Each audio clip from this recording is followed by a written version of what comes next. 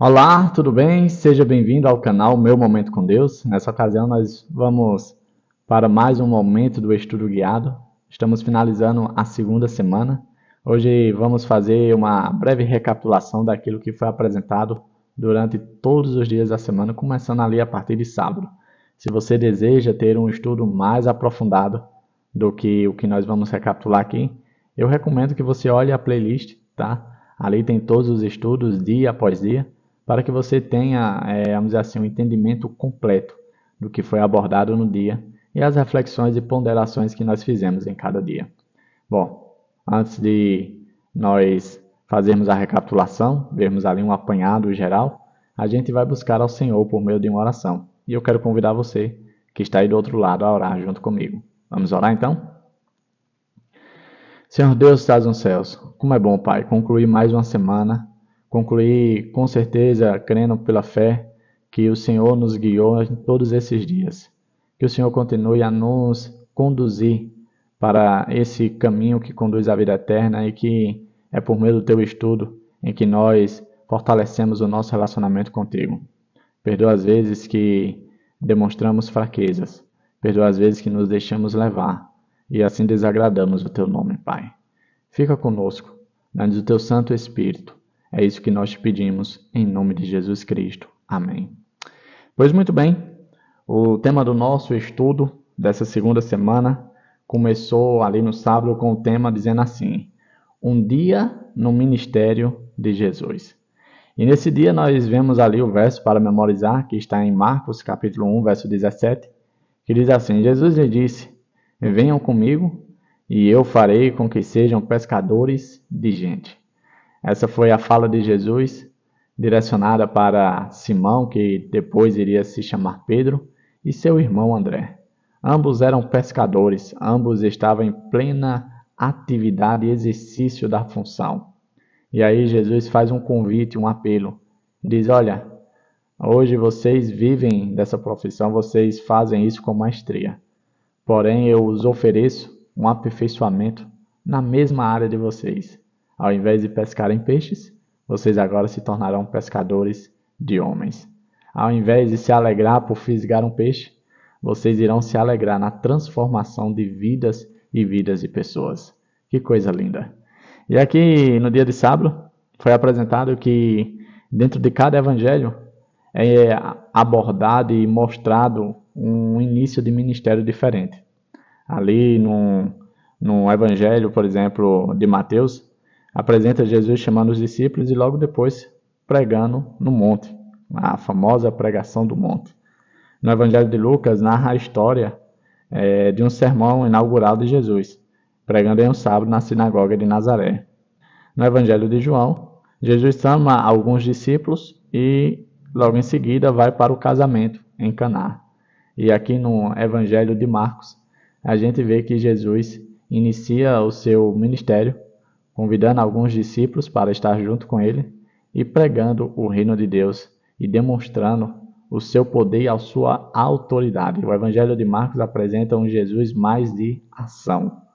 E logo em seguida, eu quero convidar você a ver comigo o tema que foi abordado no dia de domingo, né? Domingo o tema foi Siga-me. Aqui a gente viu o chamado dos 4 discípulos, dos 4 pescadores. Simão, André, Tiago e João. Simão, que também conhecido como Pedro e André, estavam ali preparando o barco para a pescaria e Jesus logo os convidou para deixarem de serem simples pescadores para se tornarem pescadores de homens. O chamado de Tiago e João foi bastante semelhante. Eles estavam ali consertando redes e aí Jesus também os convidou.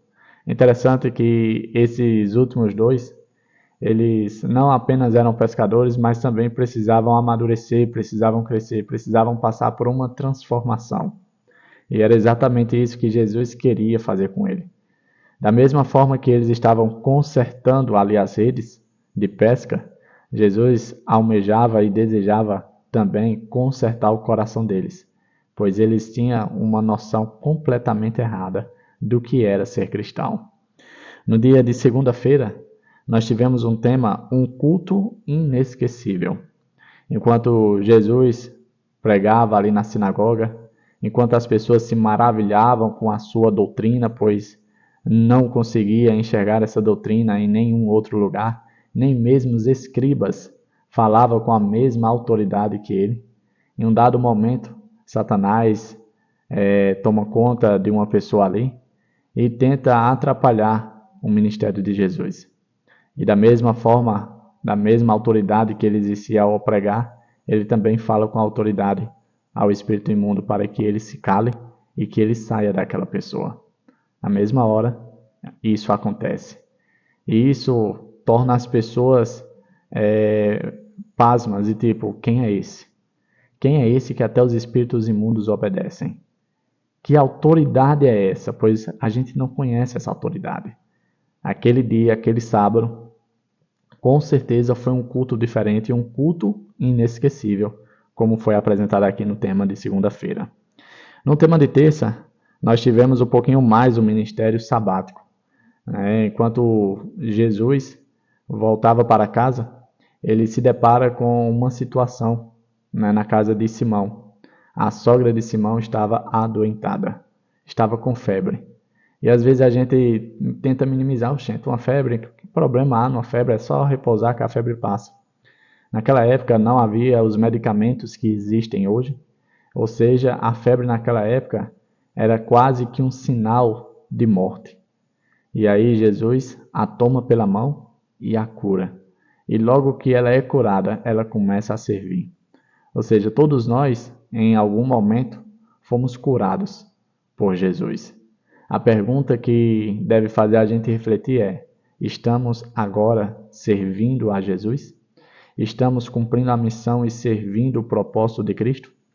Pois é isso que acontece naturalmente com todo aquele que foi alcançado pelo Senhor. Devemos servir o Senhor com alegria. O tema de quarta-feira fala o segredo do ministério de Jesus. Logo que estava finalizando o dia de sábado, Jesus ele sai ali à noite para orar. As pessoas estavam procurando por ele.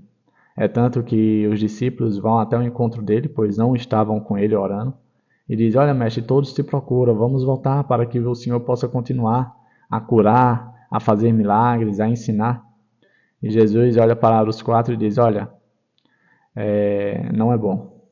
Esse não é o plano de Deus.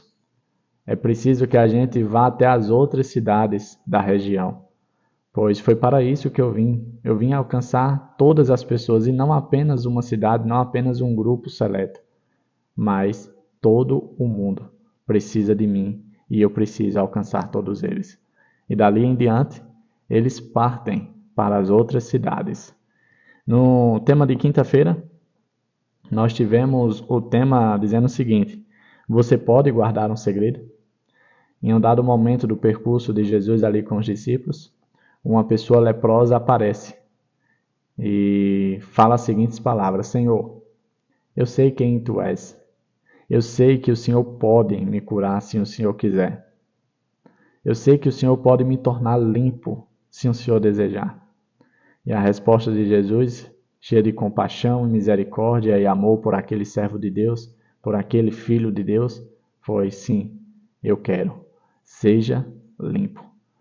Jesus toca naquele homem que, perante a sociedade, era uma pessoa impura, que não merecia o toque de ninguém. Quando Jesus toca ele, de imediato ele é purificado, ele fica limpo. Às vezes a gente pensa e acredita que a lepra da época era uma simples ancianice, mas não. Quando a gente olha e estuda e se aprofunda no original do contexto bíblico, a gente entende que não apenas hanseníase, mas toda uma variedade de doenças de pele, ou seja, demonstrando que de fato aquela pessoa estava em tremendo sofrimento. E Jesus, ao se compadecer, ele não se preocupa com o que as pessoas vão falar ao ele estar tocando em um impuro, pois Jesus ele não fica impuro em contato com o impuro. Ele purifica, ou seja, ele é o agente de influência. ele transforma a quem ele toca. E aquele filho de Deus, ele foi transformado. Ao final daquele momento, Jesus faz um pedido inusitado. Ele diz: olha, mantém segredo, não conta para ninguém, segue o procedimento que a palavra de Deus pede para fazer, ou seja, aquilo que Moisés pediu para fazer, segue piamente. Vai até o sacerdote, oferece o teu sacrifício pela purificação e faz o que Deus ordenou por meio do servo Moisés. Infelizmente, aquele rapaz, talvez movido por muita emoção, não se deixou ser guiado pela razão, não deu ouvidos à palavra do Senhor e ali ele deu testemunho do que aconteceu com ele. Por conta disso, Jesus ficou impossibilitado de entrar nas cidades, porque as pessoas não permitiam, as pessoas buscavam ele, vinham pessoas de todo o canto, porque a notícia se espalhou muito rapidamente. E agora na sexta-feira, nós temos o nosso estudo adicional.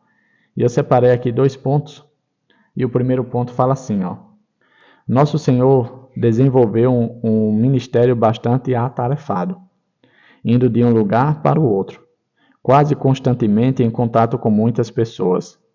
Por meio da oração, ele manteve calma e constância em relação às pessoas e ao seu próprio ministério. Organize um plano de oração e estudo das Escrituras. Reserve um tempo para desenvolver um temperamento tranquilo, guiado pelo Espírito Santo e pela Palavra de Deus. A gente via que, por mais que Jesus estivesse quase que constantemente ao redor de pessoas, ele não se deixava ser influenciado por essas pessoas, não. Ele era a influência para essas pessoas. As pessoas buscavam a ele, pois queriam conhecer mais sobre ele. Uma das formas que Jesus conseguia manter a identidade que ele tinha, a personalidade, o que ele era, o seu caráter, é porque ele tinha os seus momentos de oração, os seus momentos de reflexão e estudo da palavra. Você quer andar nos passos de Jesus, ou seja, você quer ser um verdadeiro cristão? É preciso que você siga o modelo dele, siga os passos dele.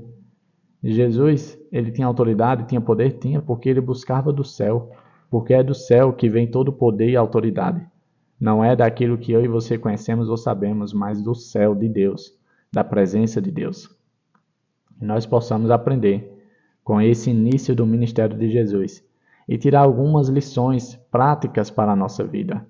Porque com certeza, se nós aplicarmos isso na nossa vida, não somente estaremos no caminho certo, mas também seremos bons instrumentos, boas ferramentas, boas pessoas na obra de Deus e para a causa de Deus. Chegamos ao fim do nosso estudo guiado. Que Papai do Céu continue nos abençoando. Eu espero que essa semana seja uma semana abençoada, porque com certeza estamos encerrando da melhor forma possível. E que Papai do Céu possa nos conduzir a mais um início de semana para a terceira lição. E com certeza terá muitas bênçãos, assim como teve durante toda essa semana.